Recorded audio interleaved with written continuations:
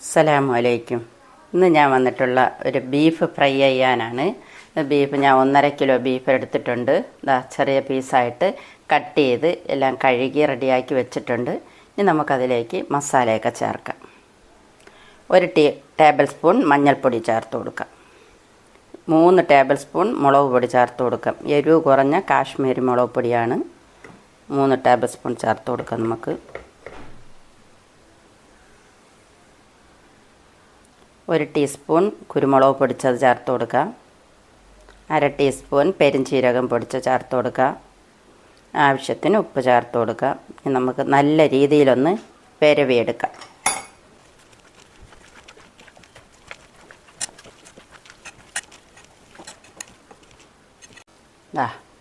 നല്ല രീതിയിൽ വരവിയെടുത്തിട്ടുണ്ട്. ഇനി നമുക്കൊരു പ്രഷർ കുക്കറിനകത്ത് ഒരു 5-6 വിസിൽ കേൾപ്പിക്കുക. ഇതിട്ട് കുക്കറിനകത്തേക്ക് നമുക്ക് ഇട്ട് കൊടുക്കാം.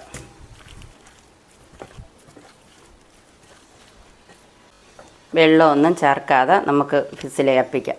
ഒരു 5-6 എണ്ണം കേൾക്കട്ടെ. ബീഫല്ലേ.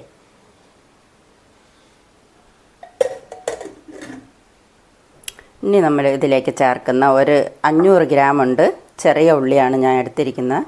ഉരിച്ച് വെച്ചിട്ടുണ്ട്. സവാള എടുക്കുന്നില്ല, ചെറിയ ഉള്ളിയാണ്. 500 ഗ്രാം. ഇത് കഴിഞ്ഞതാ ഒരു 8-10 പച്ചമുളകും ഒരു 2 പീസ് ഇഞ്ചിയും എടുത്തിട്ടുണ്ട്. ഇത് ഇത്രയും നമുക്കൊന്ന് ചതച്ചെടുക്കണം. 2 തുടം വെളുത്തുള്ളിയുടെ ഞാൻ ഉരിച്ചെടുത്ത് വെച്ചിട്ടുണ്ട്. അതുകൂടെ നമുക്ക് ചതച്ചെടുക്കാം. ഇതെല്ലാം ചതച്ചെടുത്തിട്ടുണ്ട്. നമുക്കിതെല്ലാം ഒന്ന് മാറ്റി വച്ചേക്കാം.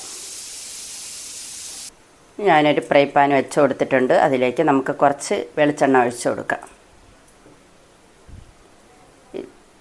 ചതച്ച് വച്ചേക്കുന്ന ഉള്ളിയൊക്കെ അതിലേക്ക് ചേർത്ത് കൊടുക്കാം. വെളുത്തുള്ളി ഇഞ്ചിയും ചതച്ചത് അതും ചേർത്ത് കൊടുക്കാം. അതിലേക്ക് നമുക്ക് പച്ചമുളക് കൂടെ ചേർത്ത് കൊടുക്കാം. ഞാൻ കട്ട് ചെയ്തിട്ടില്ല, മുഴുവനാണ് ഇട്ട് കൊടുക്കുന്നത്. ഒന്ന് ഇളക്കി കൊടുക്കാം. അതിലേക്ക് നമുക്ക് കുറച്ച് ഉപ്പ് ചേർത്ത് കൊടുക്കാം.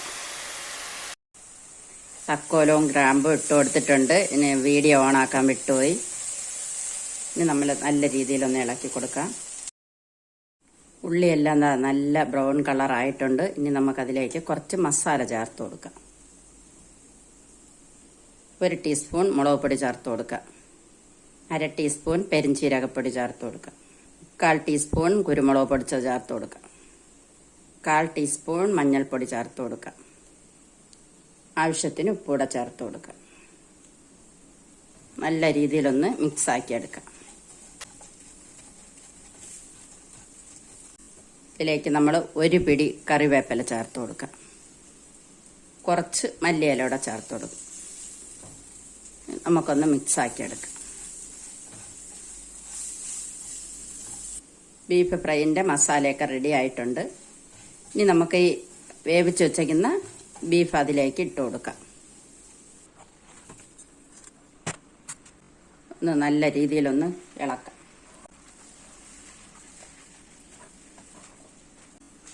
കുറച്ചുകൂടെ ഒന്ന് നമുക്കിതിലിട്ടൊന്ന് വരട്ടിയെടുക്കാം. ഇതുപോലെ ഉണ്ടാക്കി നല്ല ടേസ്റ്റാണ്.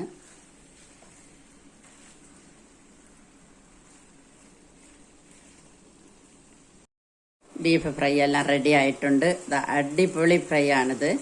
നമുക്കൊരു പാത്രത്തിലേക്ക് മാറ്റാം.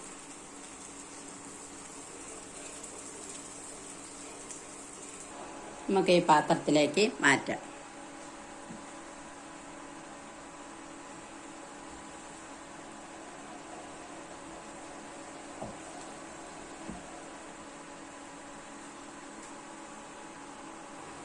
അടിപൊളി ടേസ്റ്റാണ്. ഈ രീതിയിൽ എല്ലാവരും ഒന്ന് ഫ്രൈ ആക്കി കഴിച്ചു നോക്കണം. വീഡിയോ ഇഷ്ടപ്പെട്ടാൽ ഒന്ന് ലൈക്ക് ചെയ്ത് ഷെയർ ചെയ്ത് സബ്സ്ക്രൈബ് ചെയ്ത് കമൻറ്റ് ചെയ്ത് ഒന്ന് സപ്പോർട്ട് ചെയ്യണം. Thank you.